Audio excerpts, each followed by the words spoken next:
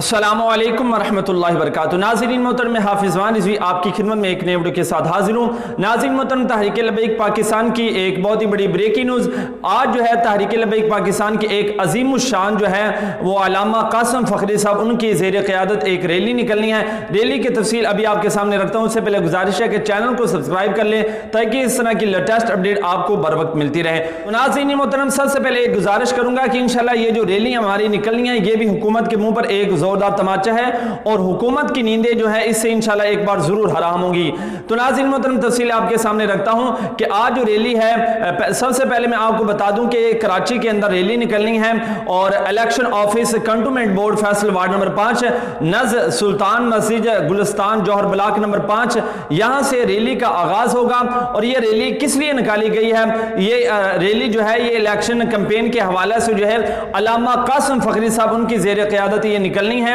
اور آج رات یہ ریلی نکلے گی